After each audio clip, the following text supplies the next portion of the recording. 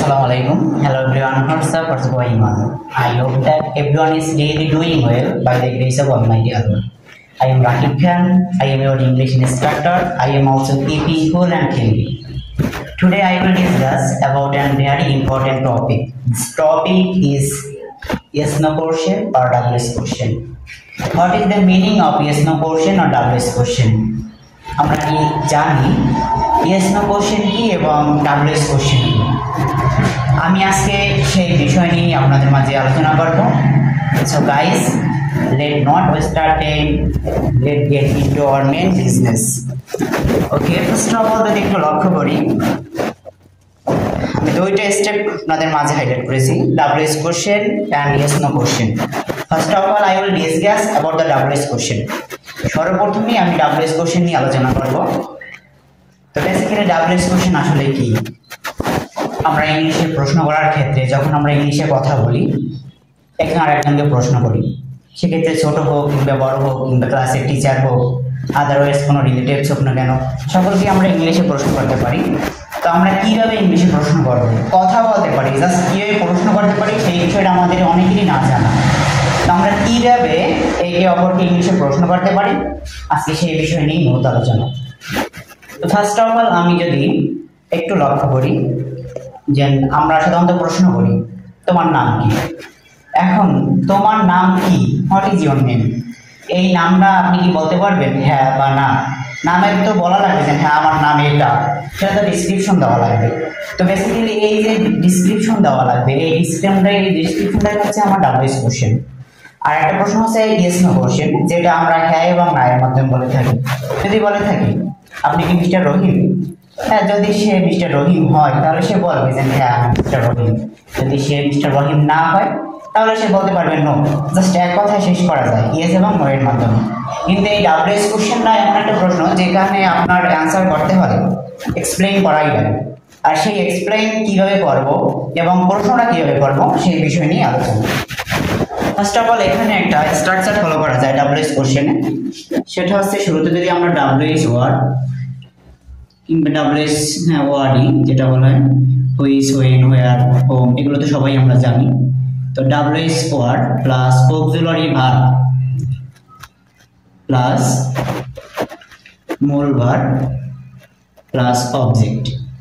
তো first of all WS word, এরপরে second auxiliary verb, তারপরে মূল ভার্ব। এখন WS ওয়ার্ড গুলো তো আমাদের সকলেরই জানা আছে। WS ওয়ার্ড গুলো কি? WS গুলো সাধারণত হয়ে থাকে যেই শব্দের শুরুতে W এবং H থাকে, যেমন হোয়াট, হুইচ, হোয়েন, হোয়ার, এই রিলেটেড শব্দ, অর্থাৎ যেই শব্দের শুরুতে W এবং H থাকে সেই শব্দগুলোকে বলা হয় WS ওয়ার্ড।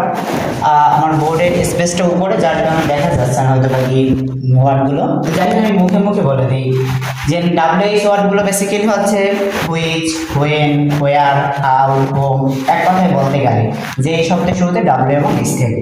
তো আমরা যখন এই WS কোশ্চেনগুলো মেক করব তখন আমাদের লক্ষ্য রাখতে হবে যে শুরুতে WS word plus auxiliary verb plus মূল অবজেক্ট থাকতে হবে। তো আমি যদি বলি যে হোয়াট ইজ ইওর নেম,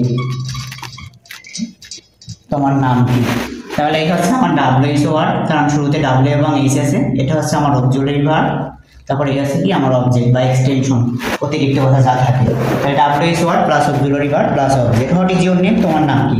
এখন সেক্ষেত্রে আমি বলতে পারবো না দেন হ্যাঁ অথবা না, এই ইয়েস এবং নো এর মাধ্যমে অ্যান্সার করা যাবে না।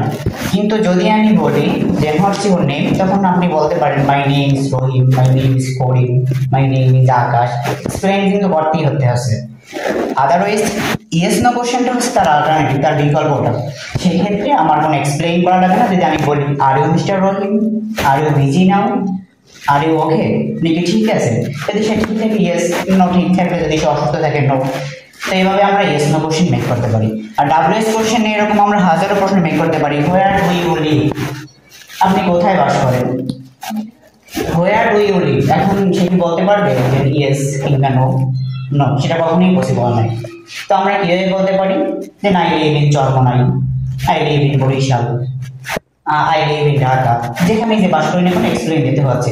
তো এই রিলেটেড কোশ্চেনগুলোরই বলা হয় মূলত ডাব্লিউএস কোশ্চেন। তো আমরা এখন থেকে যখনই ডাব্লিউএস কোশ্চেন তৈরি করবো অথবা একজন আর একজনকে প্রশ্ন করবো, তখন আমার থিওরি থাকতে হবে যে আমি যেই প্রশ্নটা মেক করবো তার শুরুতে ডাব্লিউএস ওয়ার্ড আছে কিনা, সেকেন্ড নম্বরে অক্সিলারি ভার্ব আছে কিনা, এবং শেষে এক্সটেনশন অর্থাৎ অতিরিক্ত কথাটা আছে কিনা। জাস্ট এই জায়গায় আমার ডাব্লিউএস কোশ্চেনটা এখানেই শেষ।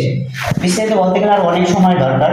তো যাই হোক আমি সিম্পলে বোঝার জন্য একটা আপনাদেরকে মাঝে স্ট্রাকচার গঠন করছি, WH word, auxiliary verb, object. এখন ইয়েস নো কোশ্চেনটা যদি একটু লক্ষ্য করি, yes no question is a question which question expected answer is either yes or no. Yes no কোশ্চেনটা হচ্ছে সে সকল কোশ্চেন যে প্রশ্নের উত্তর শুধুমাত্র হ্যাঁ এবং না এর মাধ্যমে দেওয়া যায়। যেমন এর আগে আমি বলেছি যে আর ইউ ওকে, আপনি কি ঠিক আছে, যদি সে ঠিক থাকে ইয়েস, যদি সে ঠিক না থাকে তাহলে no. Are you mister Rahim, are you can you help me please, আপনি আমাকে দয়া করে সাহায্য করবেন, ইচ্ছে করলে সে ইয়েস, না করলে সে নো। তো সেক্ষেত্রে এইভাবে আমরা ইয়েস নো কোশ্চেনগুলো তৈরি করতে পারি। এখন ইয়েস নো কোশ্চেনের ক্ষেত্রে আমরা এই স্ট্রাকচারটা ফলো করতে পারি, সেটা হচ্ছে আমার ফার্স্ট অফ অল লাগবে auxiliary verb. Auxiliary verb plus মূল ভার্ব প্লাস অবজেক্ট। তাহলে অক্সিলারি ভার্ব প্লাস মূল ভার্ব প্লাস অবজেক্ট, এই তিনটা স্ট্রাকচারের ফরম্যাট দিয়ে আমরা ইয়েস নো কোশ্চেনগুলো মেক করতে পারি। সো গাইস, আজকে যে টপিকটার মূল প্রতিপাদ্য বিষয় আমি আপনাদের মধ্যে হাইলাইট করতে চেয়েছিলাম সেটা হচ্ছে আমরা কিভাবে ইংলিশে প্রশ্ন করব এবং সাধারণত কয় ধরনের প্রশ্নের সম্মুখীন আমরা হয়ে থাকি। বিশেষ করে আপনি যদি দেশের বাহিরেও যান সেক্ষেত্রেও আমাদের এরকম প্রশ্নবিদ্ধ হয়ে থাকে। ফরেনারদের সাথে আমরা কাজ করি তখন তারা আমাদের বিভিন্ন কোশ্চেন করতে পারে। তো সেক্ষেত্রে আমরা কিভাবে সেই কোশ্চেনগুলো বুঝতে পারবো এবং আমরা কিভাবে তারা কোশ্চেন করতে পারি। তো বেসিক্যালি আমাদের চলার প্রতিদিনের কাজের ক্ষেত্রেও আমরা এই দুই ধরনের প্রশ্নের সম্মুখীন হই, একটা হচ্ছে ইয়েস নো কোশ্চেন, একটা হচ্ছে ডাব্লিউএস কোশ্চেন। তো আমরা যখন ইয়েস নো কোশ্চেনগুলো করবো তখনই আমাদের মনে রাখতে হবে ফার্স্ট অফ অল লাগবে একটা অক্সিলারি ভার্ব, এরপরে লাগবে কি আমার মূল ভার্ব, তার সাথে আইএনজি প্লাস অবজেক্ট। আর যখন ডাব্লিউএস কোশ্চেন তৈরি করবো তখন ফার্স্ট অফ অল লাগবে WH word plus auxiliary verb plus মূল ভার্ব। তো এর রিলেটেড ডাব্লিউএস কোশ্চেনগুলো কি কি আমি আবারও বলি, যেই প্রশ্নের উত্তরটা হ্যাঁ এবং না এর মাধ্যমে দেওয়া যাবে না সেটাই হচ্ছে ডাব্লিউএস কোশ্চেন, আর যেটার উত্তরটা শুধুমাত্র হ্যাঁ এবং না এর মাধ্যমে দেওয়া যাবে সেটা হচ্ছে ইয়েস নো কোশ্চেন। একদম ক্লিয়ার।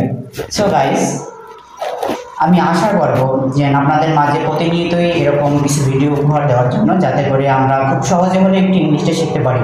এরকম হাজারো ইংলিশ ভিডিও আমরা দেখি, তো দেখার মাধ্যমে হয় কারো ভিডিও একটু বড় হয়, কেউ একটু অন্যরকমভাবে মানে পেঁচিয়ে বলে, কেউ একটু সহজে বোঝাতে পারে।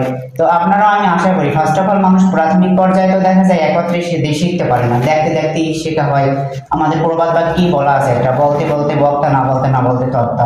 তো দেখতে দেখতে এরকম হয় কি একসময় আপনিও এরকম পারবেন, হয়ে যাবে। আসলে কঠিন কিছু নেই, মানুষ ইচ্ছে করলে সবকিছুই সম্ভব। হয়তো বা কি আমরা এটাকে কঠিন ভাবি বিধেই আমাদের কাছে কঠিন মনে হয়, কিন্তু আপনি যদি এটাকে সহজ করে নেন তো ইনশাআল্লাহ আশা করি আপনার কাছে সহজ হবে এবং আপনিও পারবেন। So always will be practice. Without practice you cannot be successful. আপনি চেষ্টা করেন, দেখবেন ইনশাআল্লাহ আপনি একদিন পারবেন, সফল হবেন। যাই হোক, আজকে এই পর্যন্তই সমাপ্ত। সবাইকে ধন্যবাদ জানিয়ে আমি আমার ভিডিও শেষ করছি। আসসালামু আলাইকুম।